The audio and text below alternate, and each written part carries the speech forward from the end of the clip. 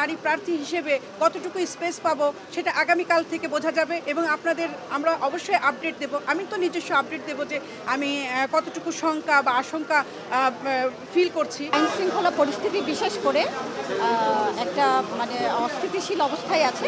তো এই জায়গাটায় আমাদের একটা শঙ্কা আছে, কারণ সাধারণ যে মানুষ তাদের মধ্যেও যে শঙ্কা আছে সেই শঙ্কাটা কিন্তু আমরা তাদের দূর করতে পারিনি। এখানে প্রশাসনের আমরা একটা কঠোর হস্তক্ষেপ চাই।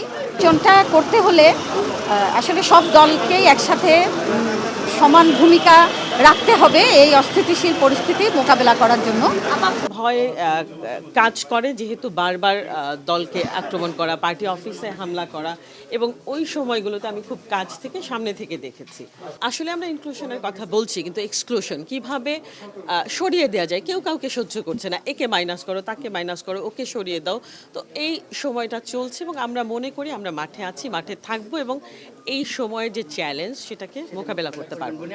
প্রার্থী নিরাপত্তা ইস্যু, মাঠে যে লেভেল প্লেইং ফিল্ড নিশ্চিত করা, মাঠকে যেভাবে মসৃণ করা দরকার ছিল সেই জায়গাটা আমরা এখনও দেখছি না, এবং একটা ভায়োলেন্ট এবং ভায়োলেন্ট নির্বাচন আমার মনে হচ্ছে আমরা দেখতে পাচ্ছি। পেশাজীবী, তরুণ এবং নারী ভোটার রয়েছে, শ্রমজীবী ভোটার রয়েছে। আমরা তাদের সকলকে আহ্বান করি ভোটার হিসেবে আপনারা ভূমিকা রাখবেন এবং নির্বাচন যাতে সুষ্ঠু হয় সে কারণে সরকারের যেমন ভূমিকা রয়েছে, নির্বাচন কমিশনের ভূমিকা রয়েছে, রাজনৈতিক দলগুলোরও আমি মনে করি একটা বিশেষ ভূমিকা আছে। রাজনৈতিক দলগুলো ঐক্যবদ্ধভাবে কাজ করবেন এবং সবশেষে আমাদের ভরসা বাংলাদেশের নাগরিক এবং ভোটারদের প্রতি।